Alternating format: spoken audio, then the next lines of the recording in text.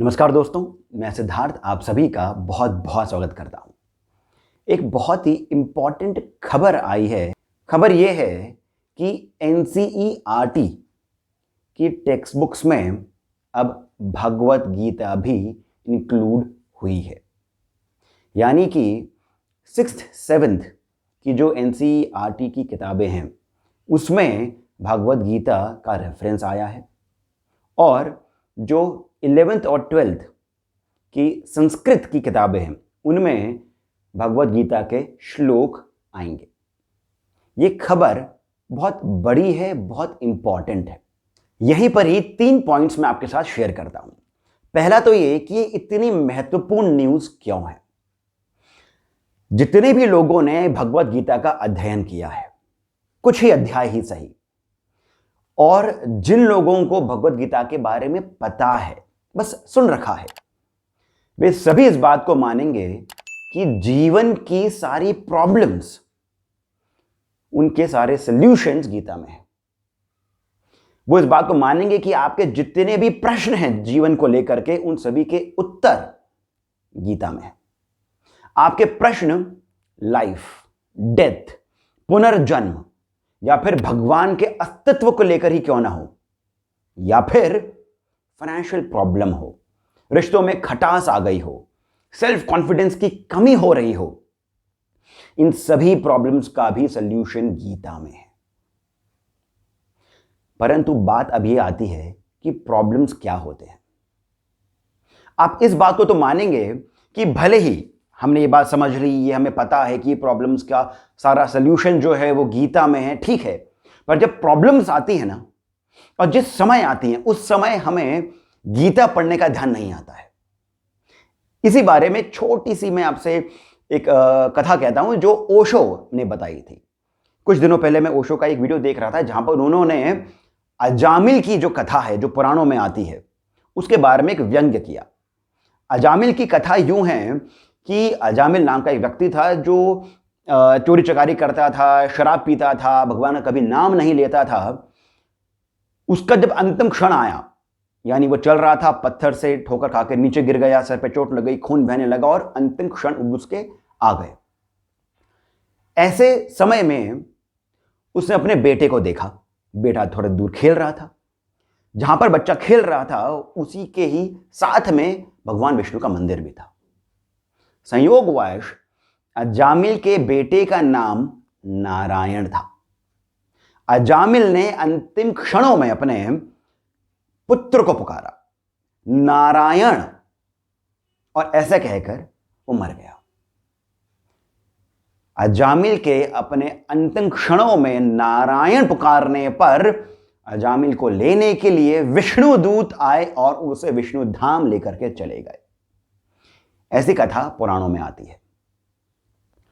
इसी पर ही ओशो ने जो व्यंग्य किया है वो ये कि उन्होंने कहा कि जिन्होंने इस कथा को लिखा है वो कितने धूर्त हैं। वो कहते हैं कि आप अपने अंतिम क्षणों में भी यदि भगवान का नाम ले लेंगे तो आपको उनके धाम प्राप्त होंगे, परंतु आपके अंतिम क्षण कैसे होंगे, कब आएंगे, किस रूप में आएंगे, वो किसको पता। कैसे आपकी मृत्यु आएगी, आपको क्या पता। और जब मृत्यु आएगी तो फिर आपको भगवान का नाम ध्यान आएगा या फिर अपने छूटते हुए रिश्तेदार, छूटी हुई प्रॉपर्टी। इसी कारण ओशो ने बोला, यदि आपको भगवान का नाम लेना है तो अभी लीजिए, इस समय लीजिए। यही बात गीता में भी भगवान श्री कृष्ण ने कही है और इसी बात को मैं भी यहां पर दोहराता हूं कि हमारी जो प्रॉब्लम्स होती हैं उसका सलूशन भले ही गीता में हो, पर उस समय हमें गीता पढ़ना है ऐसा ध्यान नहीं आता है। अब यहां पर मैं एक बात और कहता हूं, आप इस बात को थोड़ा सोचेंगे तो आपको यह बात समझ में आएगी कि हमारी जो प्रॉब्लम्स होती हैं वो प्रॉब्लम्स की तरह नहीं आती हैं। वो तो एक सिचुएशन है, वो तो एक परिस्थिति आ गई है। आपका बिजनेस डूब रहा है, आपकी नौकरी छूट गई है, आपको कोई स्वास्थ्य की परेशानी आ गई है, ये तो सिचुएशन है। इशू तब आता है जब हमें इस सिचुएशन से निकलने का सल्यूशन नहीं मिलता है, जिसे हम प्रॉब्लम कह देते हैं।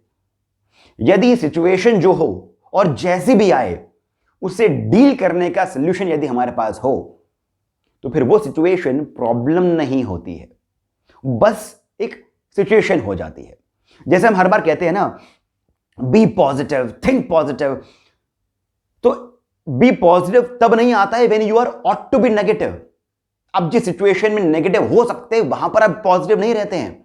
बी पॉजिटिव एक एटीट्यूड है जो आप 24 घंटे जीते हैं। तो जब कोई प्रॉब्लम आ जाती है तब आप ऑटोमेटिकली बी पॉजिटिव हो जाते हैं। और यही कारण है कि मैं इस खबर को, जो कि एनसीईआरटी में 6-7 के बच्चों को या फिर 11-12 के सिर्फ संस्कृत के ही बच्चों को गीता का पाठ जो पढ़ाया जा रहा है, इसको मैं बहुत इंपॉर्टेंट स्टेप कहता हूं। अभी राह बहुत आगे है, बहुत लंबी है, पर इंपॉर्टेंट स्टेप है। वो इसलिए है क्योंकि जब यही बच्चे 30 साल के, 35 साल के, 50 साल के हो जाएंगे और जब इनको बड़ी बड़ी मुसीबतें आएंगी, तब भले ही जब ये पढ़ रहे होंगे गीता, तब इनको गीता का मर्म ध्यान में नहीं होगा, ये समझ नहीं पाए होंगे, परंतु इनके मस्तिष्क में वो फीड करा गया होगा। और जब प्रॉब्लम आएगी ना, सच मानिए, व्यक्तिगत अनुभव है, आपको सॉल्यूशन अपने आप ही मिल जाएगा। आपका दिमाग ऑटोमेटिकली काम करके आपको सॉल्यूशन दे देगा और तब आप बोलोगे, वाह, गीता पढ़ी थी, गीता में ये लिखा था, उसका मर्म मैं अब समझा हूं और इसी कारण इस प्रॉब्लम का सॉल्यूशन ये है। बहुत इंपॉर्टेंट एस्पेक्ट है ये। सोसाइटी के अंदर जितनी भी नेगेटिविटी भरी हुई है उसको समाप्त करने का ये पहला स्टेप है, जो कि बहुत ही सराहनीय है। अब दूसरी बात जो है, जो ये बताती है कि ये अहम न्यूज़ क्यों है, इसका रिलेशन है संस्कृत के साथ। अभी कुछ दिनों पहले की ही खबर है कि एक यंग सा लड़का ही है, 25 वर्ष शायद आयु, ऋषि राज पोपट, जिन्होंने 2500 साल पहले की संस्कृत की एक गुत्थी सुलझाई है। 2500 साल पुरानी संस्कृत की गुत्थी। वो गुत्थी क्या थी कि पाणिनि ने, जिनको मॉडर्न जो हमारी लैंग्वेज आती है संस्कृत, उसका गुरु माना है। जो पाणिनि हैं, उन्होंने कुछ रूल्स बनाए थे कि आप एक शब्द से बाकी के शब्द कैसे बना सकते हैं। उन रूल्स को लेकर के पिछले 2500 वर्षों तक विद्वानों में कोई एक सहमति नहीं बन पाई कि पाणिनि ये कहना चाहते थे। उनका जो पॉइंट था वो ये था, वो उस एक पॉइंट तक विद्वान नहीं आ पाए थे पिछले 2500 वर्षों में, जिसे अब ऋषिराज पोपट ने महीनों की मेहनत के बाद सुलझा लिया है। ये संस्कृत के साथ जुड़ा है। और अब इसका इंप्लीकेशन क्या होगा, वो ये होगा, जो कि इनके प्रोफेसर, जो कि स्वयं विदेशी हैं, उन्होंने भी कहा है और बहुत सारे और विद्वानों ने भी इस बात को माना है कि इससे जो कंप्यूटिंग लैंग्वेज है वो और बेटर हो जाएगी और क्लियर हो जाएगी और इजी हो जाएगी। बड़े बड़े साइंटिस्ट्स ने भी माना है कि जो संस्कृत है वो सबसे अधिक साइंटिफिक लैंग्वेज है, मोस्ट लॉजिकल लैंग्वेज है। जर्मनी के यूनिवर्सिटीज में संस्कृत बहुत ही जोरों शोरों से पढ़ाई जाती है। वहां पर संस्कृत के जो विद्यार्थी हैं वो बहुत अधिक मात्रा में प्रति वर्ष बढ़ रहे हैं। कार्ल सेगन, ऑपहाइमर, ऐसे बड़े बड़े साइंटिस्ट्स ने भी संस्कृत के साथ साथ भगवत गीता का भी उल्लेख किया है अपने रिसर्चेस के लिए। रामानुजन, जो कि मैथ्स के इतने बड़े विद्वान थे, उन्होंने भी कहा है कि उनके सपने में देवी आती थी और उन्हें वो मार्गदर्शन देती थी। और ये सब उनके मेडिटेशन के कारण, उनका संस्कृत के श्लोकों, मंत्रों को पढ़ने के कारण था। और यही बात ऋषिराज पोपट ने भी कही है कि जिस समय उनकी जो ये रिसर्च थी वो एक डेड एंड पर पहुंच गई थी, वो कुछ सोल्यूशन ढूंढ नहीं पा रहे थे, तो उन्होंने सब कुछ छोड़ दिया, अपनी रिसर्च को साइड में रख दिया। साइकिलिंग करी, स्विमिंग करी, बहुत सारी और एक्टिविटीज करी रिजुविनेशन के लिए, ध्यान लगाया, मंत्रों का जाप किया, और फिर उन्हें एक दिन अचानक से सारे के सारे सल्यूशन अपने आप ही मन में उतरने शुरू हो गए। यही चमत्कार है संस्कृत का।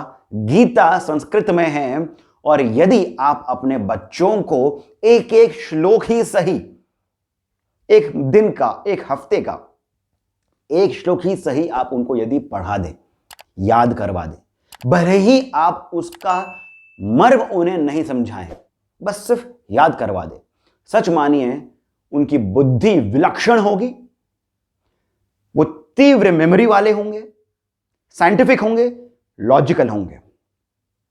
अब बहुत से लोगों के दिमाग में यह आता है कि हमारे बच्चों के लिए संस्कृत बहुत मुश्किल हो जाएगी, तो ऐसा है नहीं। अपने बच्चों को आप कम मत आंकिए। हमारे ही चैनल पर एक 8 वर्ष के बालक ने संपूर्ण शिव तांडव स्तोत्र का उच्चारण किया है। इस वीडियो के एंड में आप उसे देखिएगा। यानी कि संस्कृत जो है वो साइंटिफिक है, आपके बच्चे उसे अच्छे से समझ सकते हैं। बच्चों में बहुत सारी प्रॉब्लम्स आती है जब वो बढ़ रहे होते हैं स्पीच को लेकर के, वो सारी स्पीच की प्रॉब्लम समाप्त हो जाएंगी केवल संस्कृत में श्लोकों के उच्चारण मात्र से। ऐसे बहुत से विद्वान कहते हैं, और ये मेरा स्वयं का अनुभव है। जी हां, तो इसी कारण बहुत महत्वपूर्ण है कि आप गीता को अपने जीवन में उतारिए। इस बात के लिए आपको हर्ष होना चाहिए कि अब बच्चों के स्कूली जीवन में भी गीता उतर कर आएगी, और इससे उन्हें बहुत लाभ होगा। इन्हीं दोनों से जुड़ा हुआ जो तीसरा पॉइंट है वो ये कि अदिसी पे हमने करीब 2-2.5 साल पहले अपने व्हाट्सएप मेंबर्स के लिए गीता के 11 अध्यायों पर काम किया था, और वो भी बहुत ही यूनिक तरीके से। हर एक अध्याय का एक श्लोक जो कि उस अध्याय का सार बताता है, उस एक श्लोक को समझाते हुए हमने 2 से 3 कथाओं का सहारा लिया, और कथाओं के माध्यम से हमने गीता का सार बताया। भगवान की कृपा थी जिसके कारण ऐसा हो पाया। 11 अध्याय, यानी जब भगवान श्री कृष्ण अपना विश्व रूप दिखाते हैं, यह सीरीज बहुत ही हाई नोट पर समाप्त होती है। और यह केवल बच्चों के लिए ही नहीं है, यह बात मैं फिर से कहना चाहूंगा कि यह केवल बच्चों के लिए ही नहीं है। कहानी को हम समझते हैं कि केवल बच्चों के लिए होती है, पर गीता जैसा एक ऐसा ग्रंथ जिसके एक एक अध्याय में जीवन का मर्म छुपा है, वो बच्चों के लिए ही नहीं होगी। आप 80 वर्ष के हों, या फिर आप 35 वर्ष के हों, या फिर आप 20 वर्ष के ही हों, सभी के लिए गीता को समझना आवश्यक है। और यदि उसका माध्यम कहानी हो तो और अधिक सुविधा हो जाती है।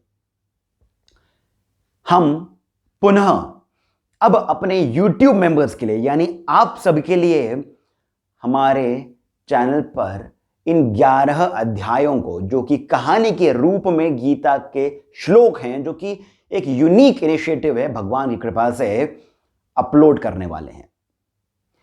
कल ये अपलोड हो जाएंगे, यानी कि आप बस ज्वाइन बटन पर क्लिक करिए, बहुत ही कम शुल्क में आपको मेंबरशिप मिल जाएगी, बहुत ही कम शुल्क, सच मानिए, जिसमें आपको पूरे के पूरे 11 अध्याय कहानी समेत ऑडियो वर्जन में मिल जाएंगे।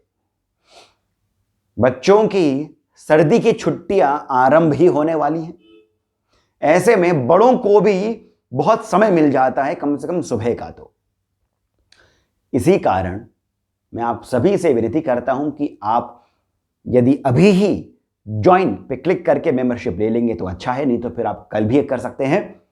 11 अध्याय कल अपलोड हो जाएंगे। इसके बारे में भी मैं आपको नोटिफिकेशन दूंगा, एक छोटा सा वीडियो करूंगा। पर बात यह है कि आइए गीता को, गीता के मर्म को कहानी के माध्यम से ही सही अपने जीवन में उतारें। इसी के साथ मैं सिद्धार्थ आप सभी से जाने की अनुमति लेता हूं।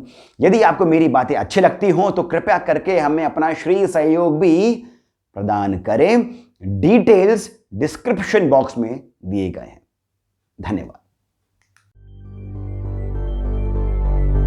A DC where stories